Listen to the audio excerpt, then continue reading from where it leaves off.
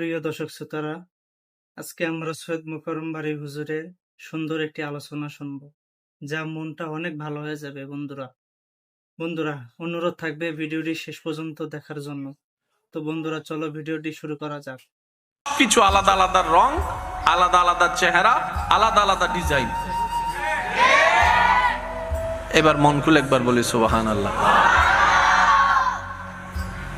সেই রব বানিয়েছেন আপনাকে, সেই রবেই নিজের ইচ্ছায় আপনাকে সৃষ্টির মধ্যে শ্রেষ্ঠত্ব ঘোষণা করে দিয়েছেন। এই যে আব্বু,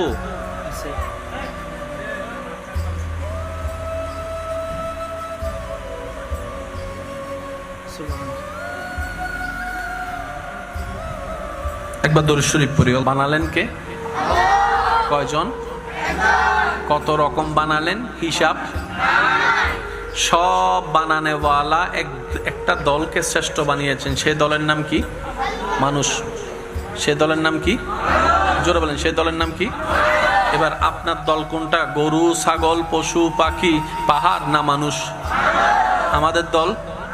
তাহলে আমরা শ্রেষ্ঠ হইনি, রব দয়া করে শ্রেষ্ঠ বানিয়ে দিয়েছেন।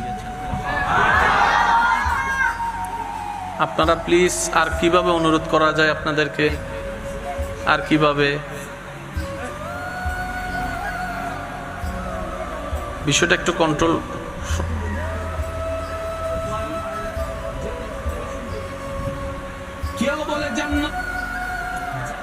রব কয়জন? শ্রেষ্ঠ বানালেন কাদেরকে? বলেন না, কাদেরকে? আমরা কি একজন নাকি কোটি কোটি? এই কোটি কোটি কারো চেহারা কারো সাথে মিললে, একটু জোরে বলি। যদিও সন্তান জন্ম হওয়ার পরে কেউ কেউ চেহারা দেখে বলে ইতিদের বাবন না নুই দে, বলে কি বলে না? দাদারা গোষ্ঠী যেতে হয় বে বাবন না নুই, নানারা গোষ্ঠী মাতি উঠে আরা হন্দিবা এসি না ইবা হদ দিবা না নিন্না নুই দিয়া। তো ফু কি হনমিকে সাথ দেয় না? ফু হদ ন ইবে বালা করে চেহারা চা বরাবর আপ দাদারা হাঁটি এসি দে ফিসুত্তন চাচাই হদ দে ওটা আর একা বাদ দিলি সগুন চাচো না বরাবর আন্নার লাগে দেন না। এবার বলেন, বাচ্চা কয়টা? দাবি করতেছে কয়জনের রকম? জোরে বলেন না, কয়জনের রকম? একটা বাচ্চাকে সবাই মিলে দাবি করতেছে 5 জনের চেহারার মতো, কিন্তু বাস্তবে দেখা যায় বাচ্চাটা বাবার চেহারার সাথেও মিলে না, মার চেহারার সাথেও মিলে না, দাদার চেহারার সাথেও মিলে না, নানার চেহারার সাথেও মিলে না, ফিঙ্গার প্রিন্টও মিলে না, আই প্রিন্টও মিলে না, কোনো কিছুই মিলে না। রব বলে যে টাকা বান্দা টাকা মার করবে, বাবার থেকে এনেছি। খুলিকা মিম্মা ইনদাফিক ইয়াখরুজু মিন বাইনিস সুলবে ওয়াত তারাইব। বাবার থেকে আনলাম, মায়ের পেটে লালন করে বড় করলাম, আকৃতি আমি দিলাম। মা থেকে বের হওয়ার পরও সন্তান মায়ের মতো হলো না, বাবার মতো হলো না, দাদার মতো চেহারা পেল না, নানার মতো চেহারা পেল না, নানার চেহারা নানার, নাতির চেহারা নাতির, বাবার চেহারা বাবার, সন্তানের চেহারা সন্তানের।